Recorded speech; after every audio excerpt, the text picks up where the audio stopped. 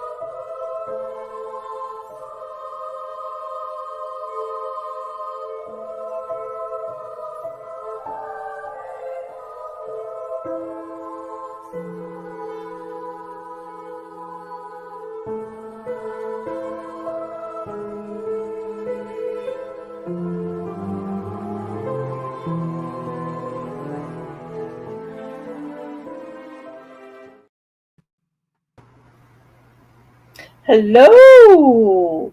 Hello. How are you? I'm good. We are back. Hey, ladies.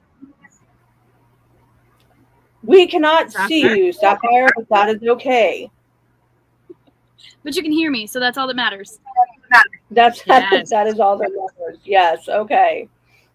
So we left off on book 2, and we are now on book 3 of the Ravenhood series.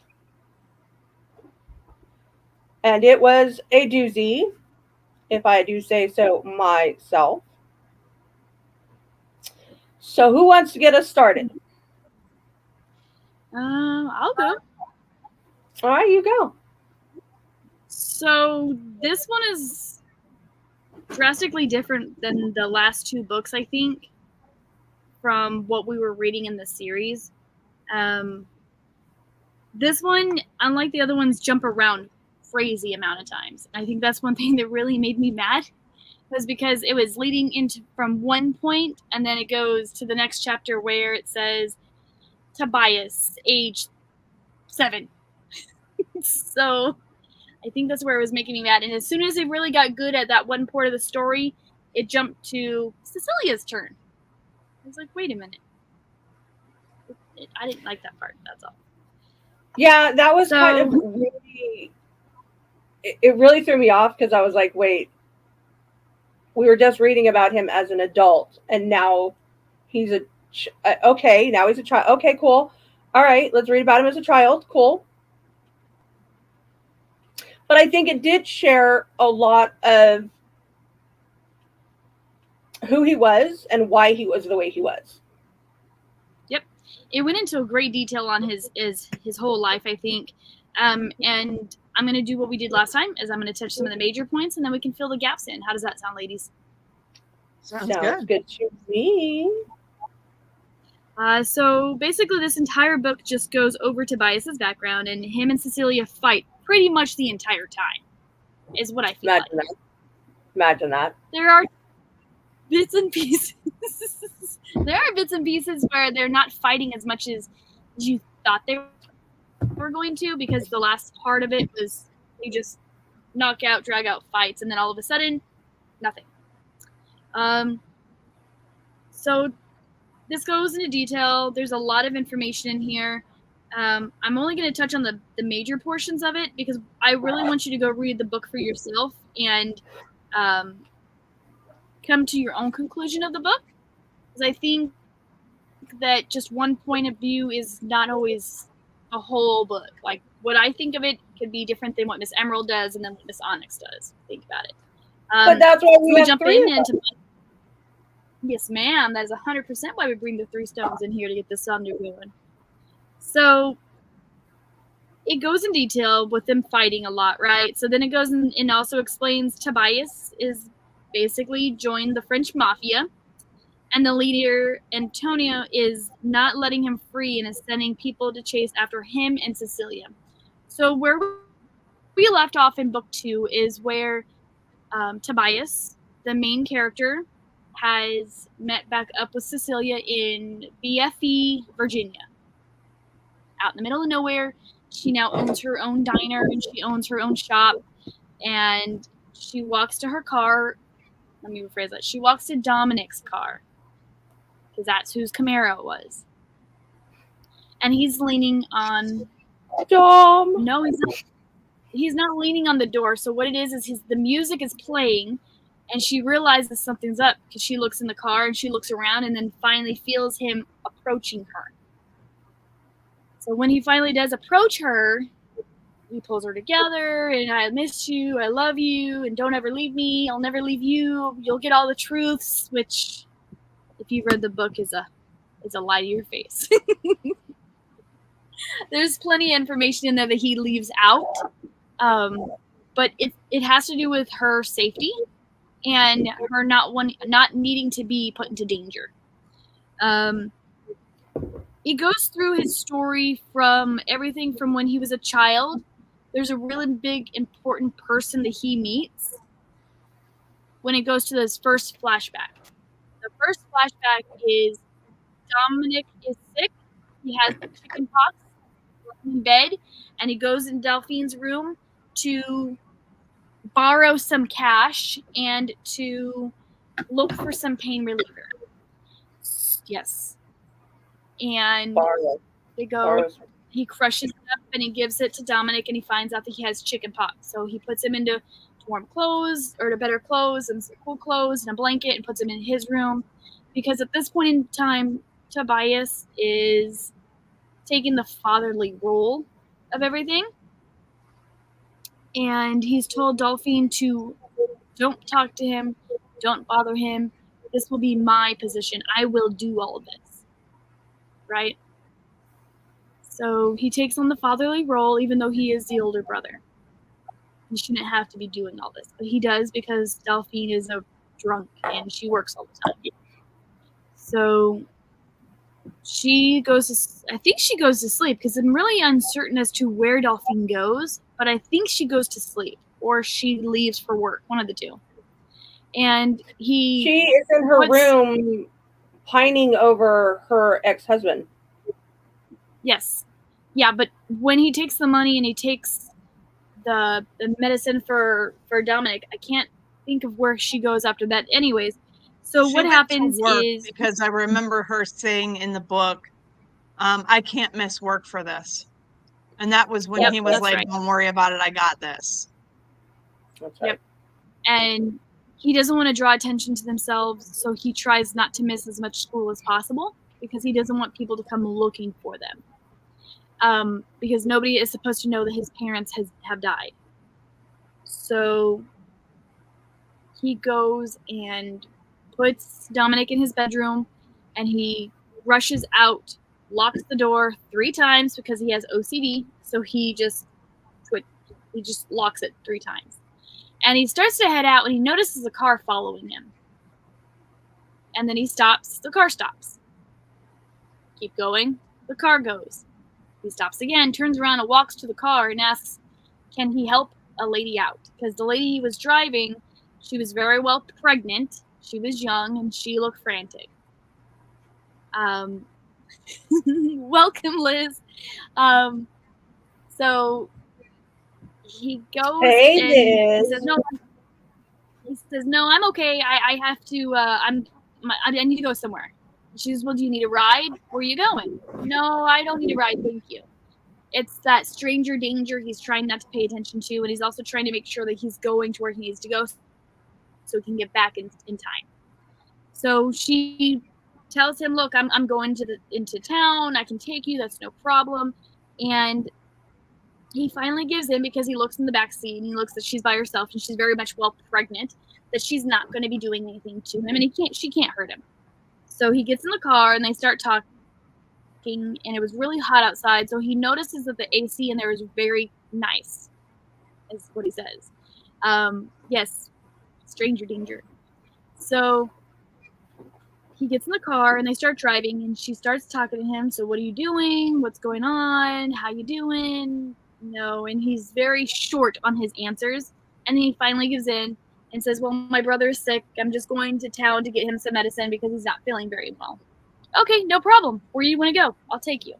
So she gets into the car, or they start driving down the road, and they stop at the store. And in the store, he goes and starts taking medicine. He only has $20 at this point. He wants to buy him a book, a car, some medicine, and maybe some soup. That's what he has in mind. He starts noticing the prices on how expensive everything is. And she goes and says, do you need this one? Which was a name brand. And he says, no, I'll just go with the cheaper one. And she puts the more expensive one inside of the cart. So she goes, well, what else do you need? And he goes and says, well, I guess he could use a book to look through and we can read. And she goes and puts a book. She ends up putting quite a bit of stuff in the cart, a book, toothbrush, some cars, a bunch of snacks, soups. The whole cart is full at this point in time. She goes, is there anything else you think of?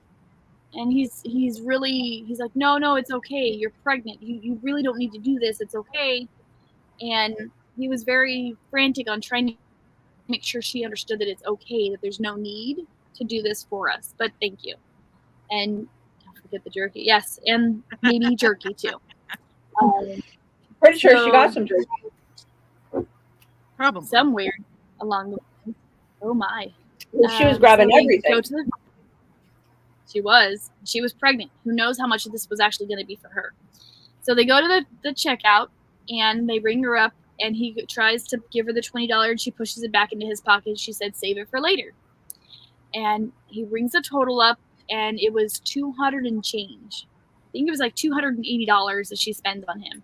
He goes, you don't have to do this. That's a lot of money for you and it's obvious you need it. You're pregnant.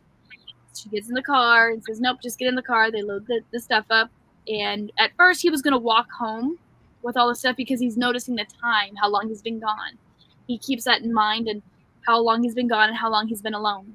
Because at any minute, Sean is going to be walking up and knocking on the front door for everybody to go to school. And the Oreos, yes. So she persuades him to take him home. She drives and drops him off, and he's grabbing all the bags up and rushing to the front door after he says thank you, and she starts to cry, and she says, you're welcome. If there's anything you need. And she just sat in the car in the parking lot, and he thought it was because she was pregnant. All these emotions are going through her head. Is everybody ready for the biggest bombshell, though? Ladies, are you ready for it? One of the big things is they were talking about what she was going to name her child, and she wanted to name her Leanne after her mother. And he was like, oh, he made a face. And she goes, okay, so not Leanne. All right. And if anybody has read the first book, you've already caught the hint. But if you haven't, drum roll, please, Sapphire. And the drum roll is the lady in the car is Cecilia's mother. And Cecilia's name is Cecilia Leanne Horners. So she named her after her mother, just not as a first name, because Tobias didn't like it. So the reason why this is a big part of it is because we didn't tell that secret in the first book. In the second book.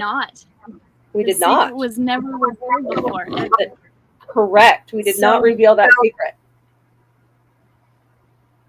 The big thing. We are not going to reveal it now. Read the books, guys. Believe me, the secret is worth it. Read the books. That's the biggest bombshell I'll be dropping off for y'all, just so you understand this. Just tell me. So she sits in the car for a few minutes and starts bawling, and he rushes inside because he wants to make sure Dominic is okay. As he goes into the room, Dominic is still asleep, and he's thankful for that. But all of a sudden, the window pops open, and somebody is crawling through the window. It's Sean. And he describes him, the way he describes him makes me think of Pigpen from Charlie Brown. Dirty, Yes. hair is tousled around, always has a dirt cloud around him, dirty clothes. Hair's a mess. Quite hilarious. The hair is a mess always, so that's why I imaged like Pigpen from Charlie Brown. And he starts to itching, and he has chickenpox too. Yep. I wonder where I got them. So they all kind of sit there, get some medicine down his throat, and they all start to kind of sit there. So it skips around again, and Tobias has become, and then it tells you that Tobias is a French mafia, and the leader is Antonia, and is not letting him free and is sending people after him in Sicilia. So Antonia is this French connection that he made, that he was talking about his bad past from book 2. Not the pox. So in book 2, it doesn't really hint at who he is, what the name is. It just tells you that there's this force that has always wrong when he was growing up. This was his first big mistake that he does. And he'll say it in the book. This is his first big mistake and his last mistake, and he'll never make it twice. Right? So Cecilia gave up most of her fortune and now owns a mom and pop diner in a small town in Virginia. She has a dog named Wee. Wee? What's the dog's name? Wee? Benoit. Benoit? Not Rick Benoit. Not that one. No, it wasn't Benoit. It's Bois. It's isn't it? No, it was after one of his brothers, or no, it was after Tobias's dad. Stepdad. I want to say it is Benoit. And then she owns a small secluded house. Tobias starts living in her house and is as they try to work through their issues. They have a lot of fights. I feel like they had way too many fights than necessary, but I understand that they were having to work through everything, right? Tobias was terrified to tell Cecilia about Antonia and also that he might have schizophrenia like his father did. Him keeping the secrets from her causes major arguments in the story, and I feel like, yeah, that was one part, but it was more that she was not open to listening to him on a lot of the stuff. I feel like she was the one that was picking the fights more than he was trying to start them. Yeah, she was egging it on. She was, and in the book she does mention that she has kept her wall up, and she keeps her wall up through till like chapter 25 or 30. Yeah. Like, she keeps it up for a long time in the book. This book has 47 chapters, and she kept it up through more than half of the book. She made him work for it. She did. Yes, she did. She was celibate for about 3 weeks, right? Into the book? That's just rude. You're right, it's so rude. Keeping those walls up. Protecting it was about 3 weeks. Yeah, there was like 3 weeks where she wouldn't let him anywhere near her. Yeah, she was wearing flannel pajamas. I swear she had like every color in the rainbow of these flannel pajamas. Can I just say how much I love that passive-aggressive jab? Right? Like, she would take showers in her see-through shower, but she would put on like flannel pajamas, like, haha, you can't have this. Oh yeah, she was nonchalant about it. She would show everything off. She would purposely get undressed in front of him and then toss on the flannel. And he said, if at one point in the fight, he said, if you put she was into flannel. She was into, like, she literally had every color of the rainbow in this flannel. Mm-hmm. Behind Tobias' back, Cecilia had already figured out most of what was going on by herself. I don't know if I want to tell that part. We kind of have keeping tabs on. Well, there's certain parts that I'm gonna keep to ourselves, but a lumber snack. There you go. Exactly, Lindsay. Exactly. Sorry, y'all. the lady like the so he had a spy keeping tabs on her at all times throughout the diner and throughout the whole time, and she had no idea that the birds were watching her. There is one part of that section that I'm not going to tell about because I want you to go read the book. Because if I tell you that part of it, it's going to unravel the whole book for you, and you might not want to go read the book. And ladies, it's that big ending where she tells all about what she's been doing at the diner. That's the part that I want to tell you about. You guys have to read this book series. There is a second series coming out called The Raven Hood Legacy. One book is already out. I started to read it, but I stopped because it's only got one book. But Onyx has read it.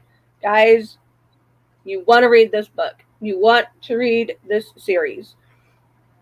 I'm not going to lie. The first book started out slow, and I had my doubts. But Emerald was like, "Do I need to finish this book?" Yes. Yeah. Yes. Like I'm not so sure about this, and I was only in the prologue, y'all. You got to read this series. It's a really, really good series. You've got to read the series.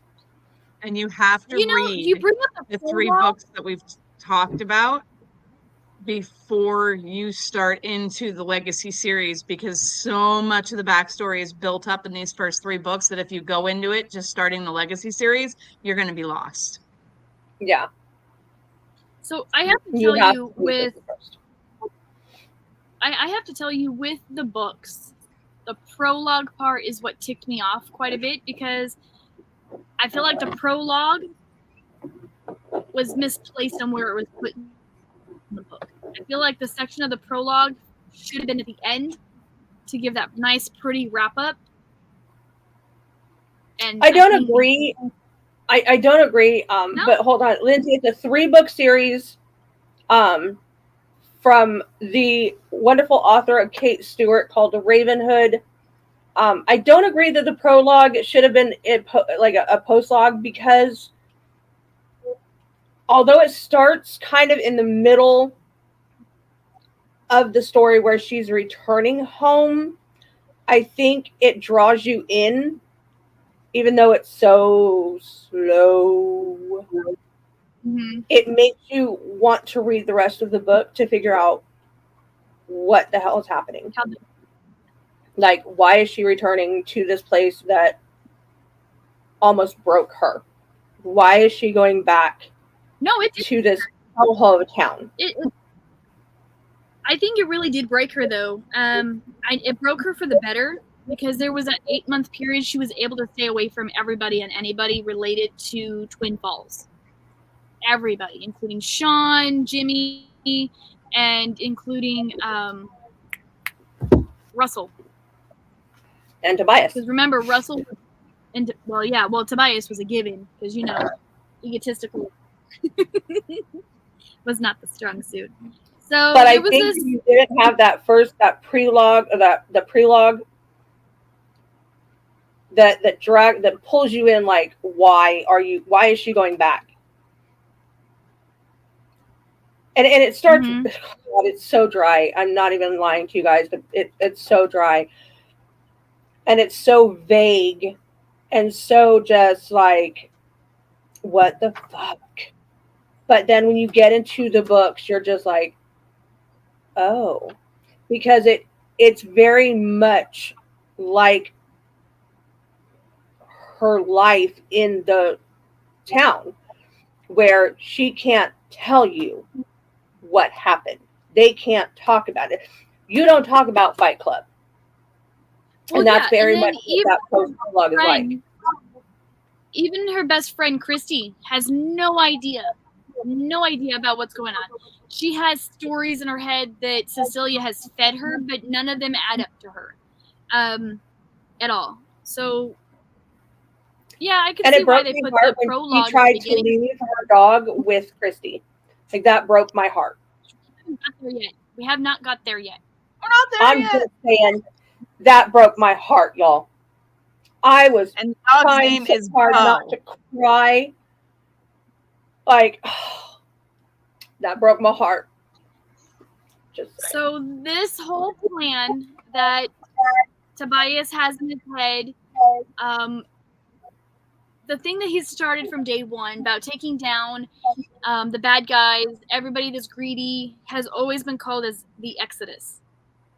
There's 3 books in this whole series. The first one is The Flock. Second one is Exodus. And then the third one is The Finish Line. This is the finish line. But the whole plan of everybody being taken down, greed being wiped out, is called Exodus. Well, he had Exodus go public, and now he has a protection through a source that I'm not going to tell you. You have to go read the book. But it involves Tyler, Sean, and their own secret raven, Cecilia, was able to take down Antonio and his gang without Tobias knowing until the very last minute. The head bird the king bird got played by the queen bird. Yes, but we're not going to tell you how. That one you have to find out yourself. So I think the one that kind of hurt me a little bit was towards the end of the book, where Tobias has to come clean about how he's feeling about his father's mental illness. So through the whole book, the biggest thing is he's going to try and find his real father. And his real father is Onyx. What's his name? I know the dog's name was Bo. Didn't she name him after his father? That's it. Yep. That's it. But she named him after his stepfather, not his real father. And it was his real father's mental illness that she's talking about. Right. Who's the real father? And I don't remember what his real father's name was. Ezekiel. That's it. Tobias Ezekiel. You're right. Isn't he named after his son or his dad? Yeah, Tobias Ezekiel. There's a bunch of information in there that we're kind of skipping around over, but I think the main parts that I want to keep secret are the person he goes and plays chess with in the park. That person is a big part of him and how he became who he is. It was very touching. Mm-hmm. The biggest part of the book is there's several chapters of him trying to locate his father, and he does. His father is maddened with his sickness, and his father has a sickness called schizophrenia. And he's terrified that he's going to become schizophrenic, because schizophrenia can pop out at any point in time. And he's very, very, very worried about that. Which, rightfully so. But that's one of the biggest things that I think keeps him from opening up to everything. But throughout the series, he goes and finds his father in the streets. When he goes to France, he tries to reach out to his whole family, anybody that's related to his dad, anybody that's been related to his mom. Delphine gave him a whole list to try and find that will help him in France.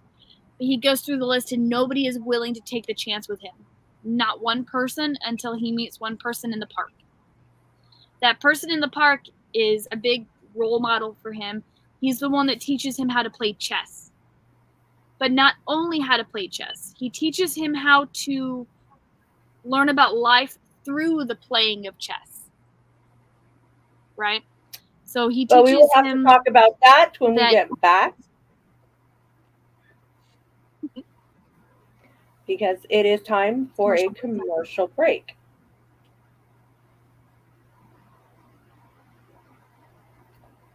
Think about how to learn chess through life. Learn life through chess. We'll get there. Any minute now. Maybe not. In 2 seconds, I'm sure. No? Okay, we'll just keep talking until it happens. All right, keep going. Okay. So The biggest part that he teaches him is that a pawn can do anything. A pawn is the biggest, sorry to use the term, but the biggest tool possible, and it has the most strategic maneuvers ever, because a pawn can take down a king. He can take down a queen. He can take down the whole house if played well enough. Yep. Sorry, Lindsay. He's a tool. He's a tool. But big tool. Like Toolman Taylor tool time. So he is taught how to play chess, and through chess he learns the ins and outs of certain things in France. He gets into touch with Antonia, and Antonia is, how does that go about? So he actually is walking down the street one day, and with his friend Preston. Oh, that's it. So this is where it becomes adult time. Mm-hmm. So him and his friend Preston are going from their charter school to a night on the town because they need to relax and enjoy themselves. Excuse me. And through this, they go to dinner. They have a 7-course meal of Not dinner sexy time, time. right? And much sexy time. So they go to dinner, and then through dinner, you know, Go ahead. after dinner, they go see, how do I politely say it? You know, burlesque Adult without entertainment. clothes. They went to a strip club. That's where they went. We don't need to make that pretty. It was a strip club.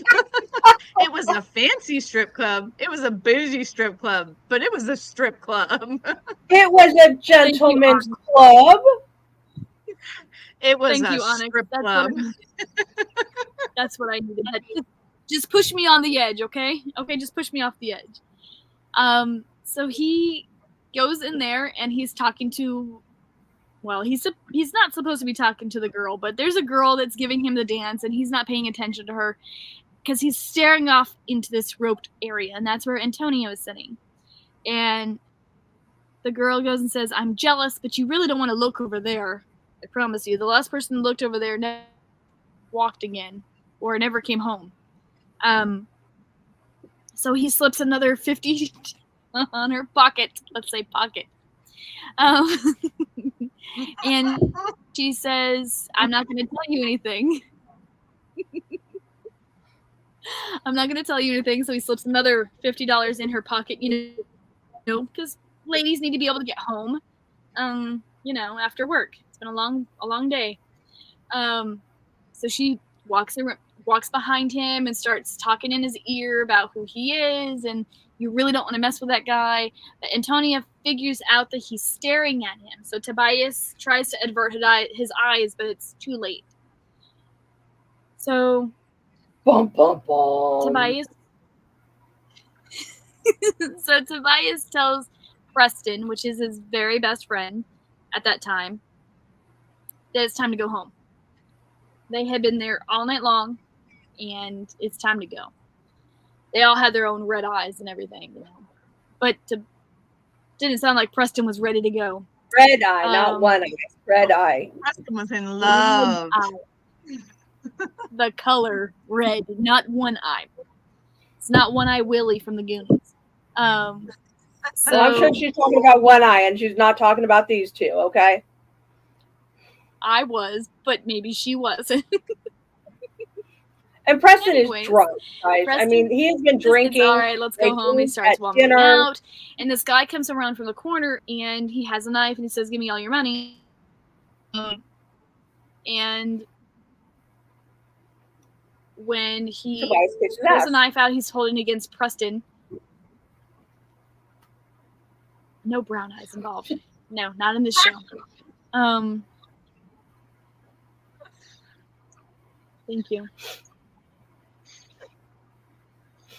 Tobias kicks the bad guy's butt. Thank you. Saves Preston's life.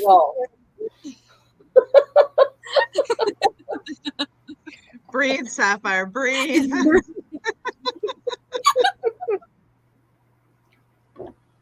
No. Yeah, no, doo-doo hole. No. Oh, come on, Hellfire. The only part of the doo-doo hole that's involved is when he gets his doo-doo hole kicked. Okay, that's it. Mhm. Mhm. Keep going, Sapphire. You're doing good. Anyway, so keep in mind that Preston is this important key role, but he plays in the background, right? So Preston, the reason why they went out was because Preston was having to go back to America. He was going back home because his time was done there. He was reformed. He was the epitome of French knowledge, right? No milkshakes in the yard. Oh gosh.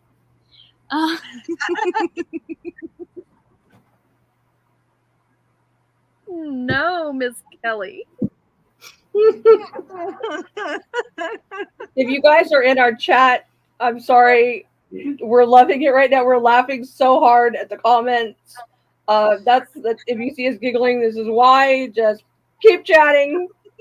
Listen and chat. It's great. We're loving it. Keep going.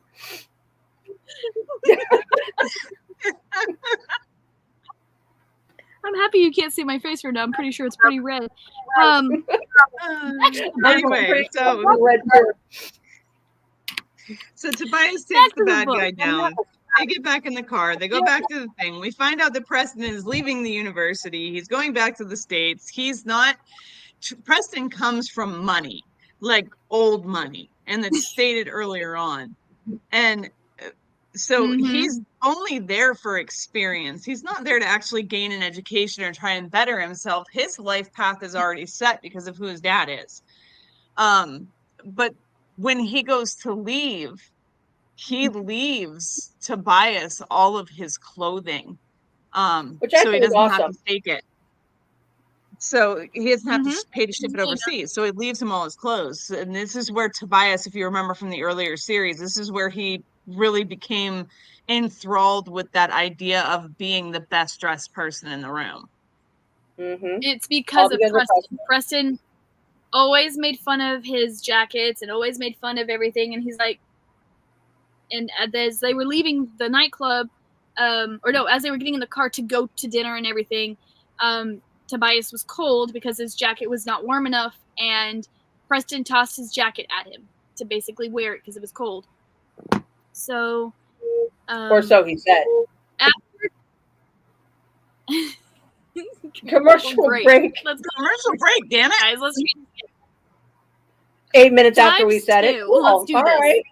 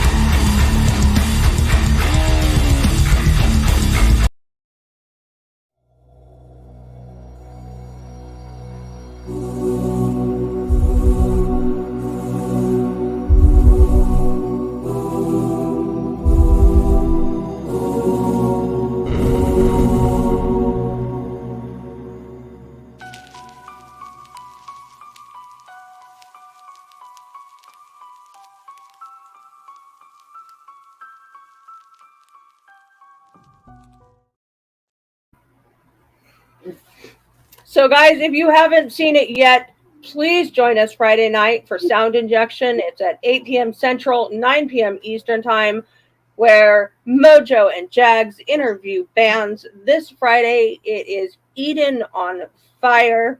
I cannot wait.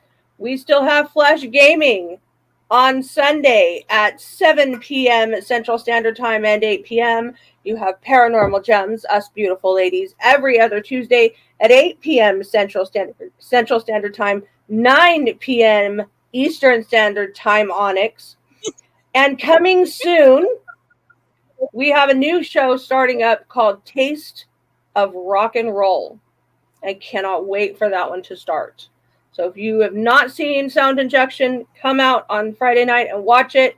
Flash Gaming, us every other Tuesday, and Taste of Rock and Roll. Woo woo! Super excited.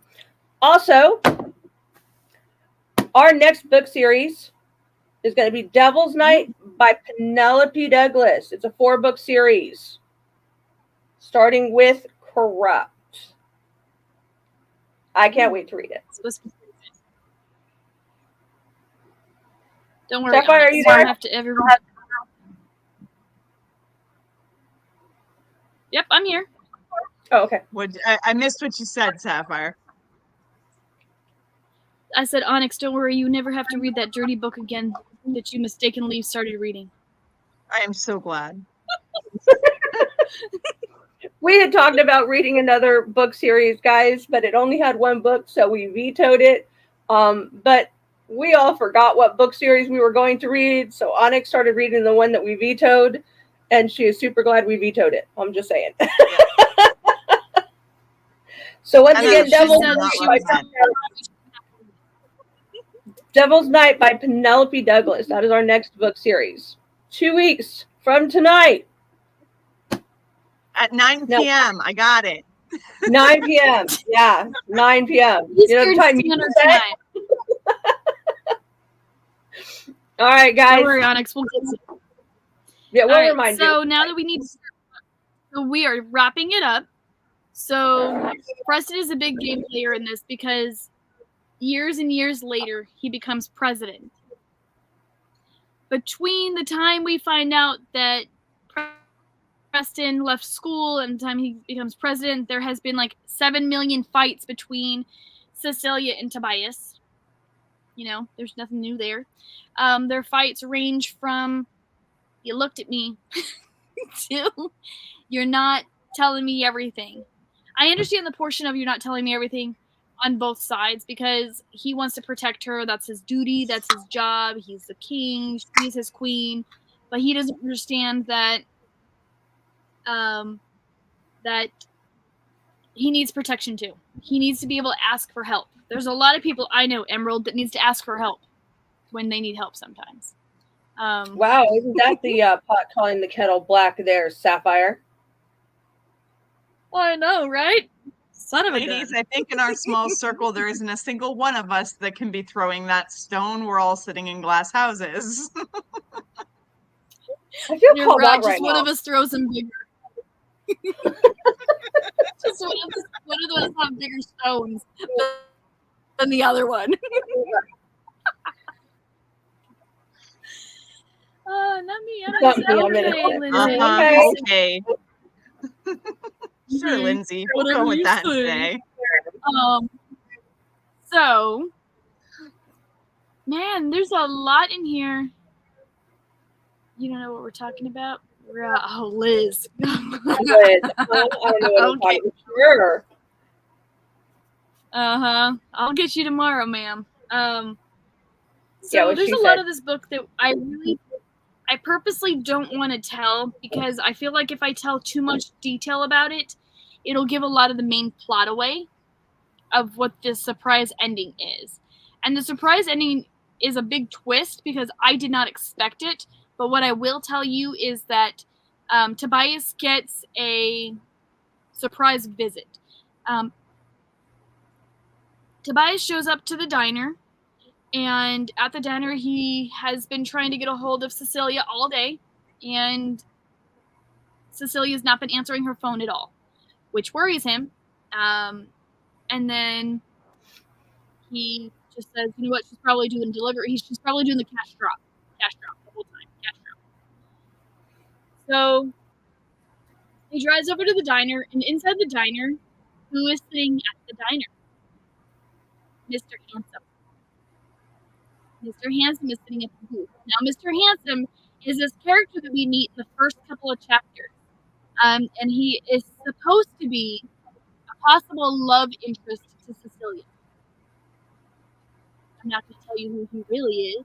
I don't know how the author ever thought that we would accept some dude that dressed in tweed as a love interest for Cecilia. Did you like what Tobias called him? Oh man, did I take a snapshot of that?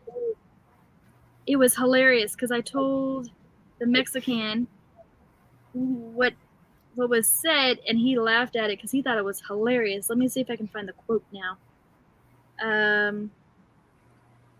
Let's see here.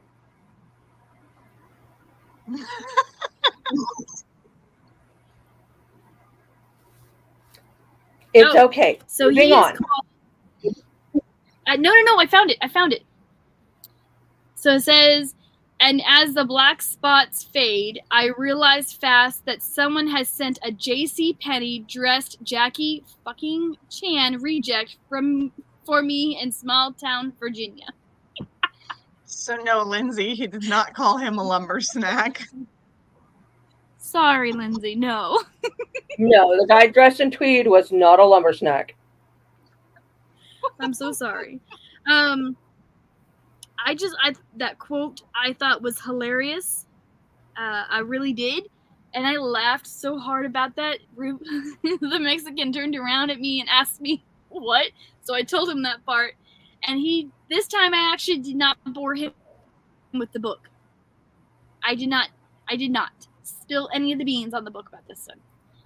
Oh. You guys know me. If you guys have been listening before, Golf club. Chippendales. Oh, jeez. Tweedledee. Golf club. I know. If you know me, I tell the whole book to him when I'm mad about it or when I'm laughing at it. This time, I did not. I kept it to my little lonesome. So he laughed at that. He thought it was hilarious. Poor Mexican. He doesn't know what's going on.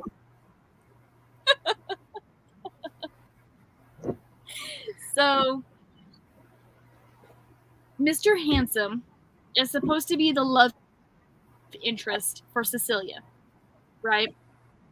Towards the end of the book, Tobias walks into the diner, and he's sitting at the diner's edge. Now, in the beginning, Tobias had told him that, she's mine, don't even think about it, don't even look that way, don't even go over there, don't even sniff at her, nothing. Politely. He didn't upper chuck, It was polite. I think it was polite. It could have been worse. Reading the book, he could have said it worse. That's true. Why is he sniffing her? Because, he's a freak. He's weird. So at the end of the book, he is in there sitting down and he's talking to the waitress. What is her name? I'm really bad at names. What is the waitress's name that is always talking to Cecilia in the book? Oh, it starts with an M. Molly? No. Molly, Mandy, Missy. Marcy? Marcy? Martha? Marcy. Marcy sounds right. Wasn't Martha. We're all wrong here. It's what is her name? I can't Maddie think of it. Matilda. But anyways, one of those. So she's leaning over the counter. Obviously, she's interested in him. Her cleavage is everywhere and out so everybody can see it. And Tobias goes, huh, and the Frenchman goes and leans over to her, or not the Frenchman, I'm sorry. The handsome man leans over and says, be careful who you keep around you. Some people are really bad. As he leans and tells the girl, and she says, okay, I'll see you tonight.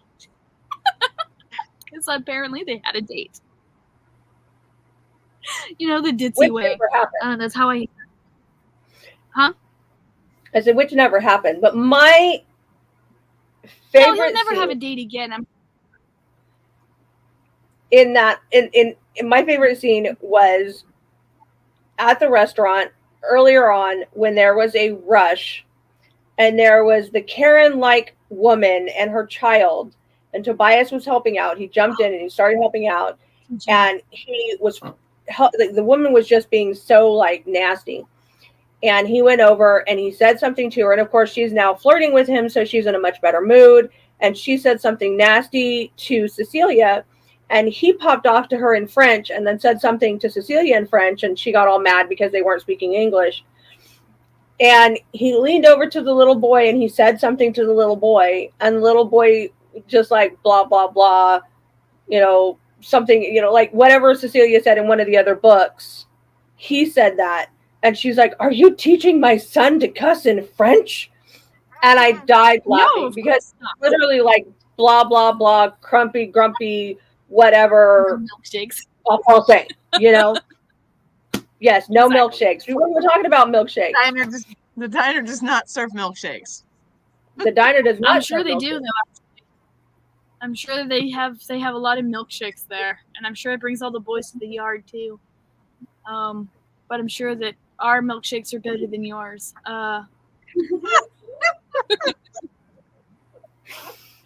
that was my favorite scene because it was just so funny, and it brought it back to book 2 when she said that to Tobias, because Tobias was like sitting there yelling about, onto the phone, and he's like, "What did you hear?" And she's like, "Blah, blah, blah, grump, grump, grump, en français." So for any of you, I know us ladies work in the customer service industry. Have it be retail, other things as well. But if you have ever worked in the customer service industry in any way, shape, or form, you know who we're talking about when we say she was a total Karen. She really was. Really was. She was mad that her food came out too slow, that her son... I think the thing that set her off was the French fries weren't hot enough, or that she didn't like the meal. I think it was that she didn't like the meal. Oh, I don't even remember, but yeah, she wanted her food free, and they were like, "Okay, let's pack it up. We're going to give it to you free, whatever." And yeah, it was just she was just being a Karen. So we say all 7 minutes. Yes, I'm wrapping it up, Mom. So we say all this because at the end of the book, I feel like that was a happy ending. I loved the ending of the book. I'm not going to tell you the ending of the book, but just know that they finally got to their finish line. Does her name start with an S? If I tell you the end of the book, then you're not going to want to go read it.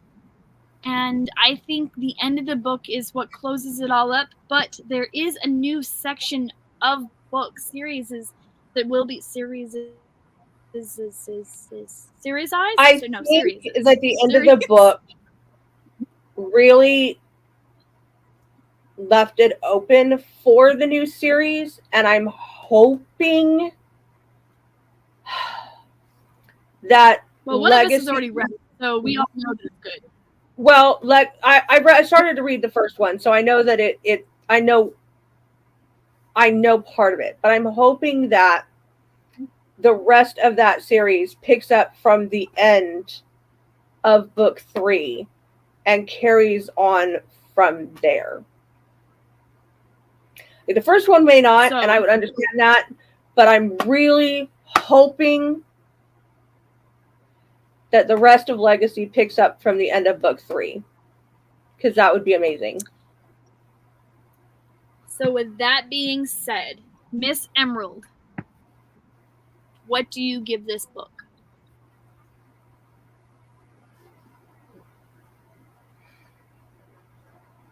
Oh, that's me. I thought for some reason, ma'am. I would give this book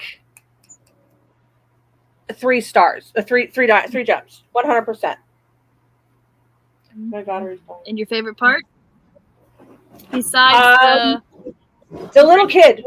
The little kid is the absolute favorite part to me. It was too funny, and I loved that part. Miss Onyx, you're up. I give it 3 as well. I really liked this book. I really like the series in general. The genre it falls under, the way that they played through the plot of the story. It was just a very well written, very easy to read book, but it kept you super engaged the whole way through. My favorite part is actually at the end of book 3, when Tobias is out on the beach and the storm is coming in. And he has that, and I'm not going to spoil it because I really feel like the readers need to read this part, but he has a very significant moment of clarity in that scene that I just thought was absolutely beautifully written. I like that part too. So I'm going to give it 3 gems as well. This is our second series. No, this is our first whole series that we have given 3 across the board. I really liked this book. Yes, the very first book was it started slow, but again, it was that cross between Robin Hood, Fast and the Furious. Yeah. What else did we say? What did we say? It was, what's that motorcycles one? Sons of Anarchy. Yeah, Sons of Anarchy. Yeah, it was that whole feeling, but it gave you love and emotions, and it made you want more. And I think my favorite part of this book itself was the part that he's sitting in the chair with Cecilia next to him, and he just finally lets out his biggest, darkest secret about him possibly getting schizophrenia. And that he's been talking to Sonia, who is his father's psychiatrist. And I like that part because it shows him finally vulnerable. Throughout this whole series, he's very much strong man, very much this is who I have to be, who I need to be, who I have to be because I have to support everybody. But that's that one scene that allows that whole mask to break away and show us his true heart, his true entity. And then I loved that Sean was able to be his brother again. Yeah. We had that breakdown crying moment together. That was great. So I say that, and Miss Emerald and Miss Onyx, I believe we are all going to agree that this is a series that you have got to go read. Yeah, yes, most definitely. 100%.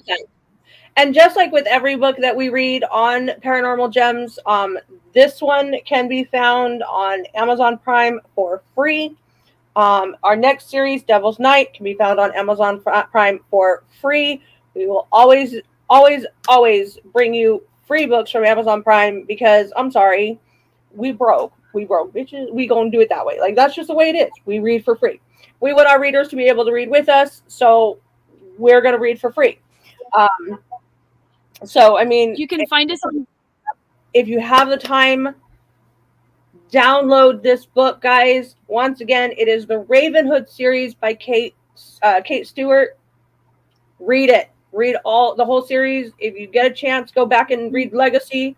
It is such an amazing series. Like, it is so good.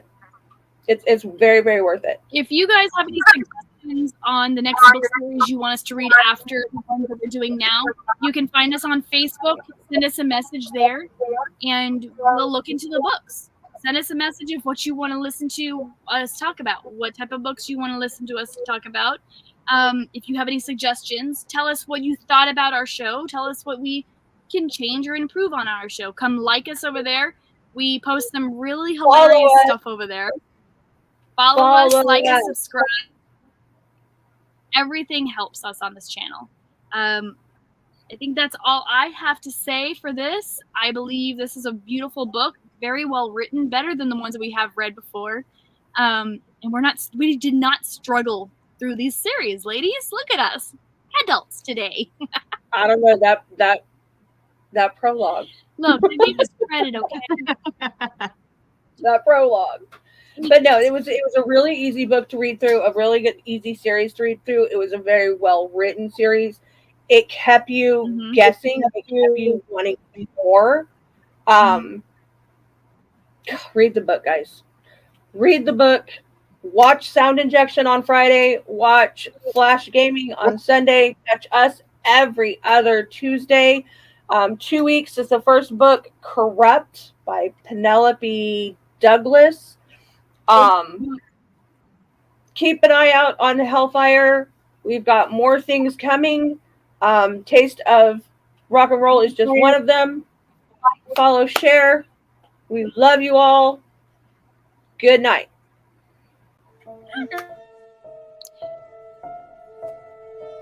For Emerald, Onyx, and I'm Sai.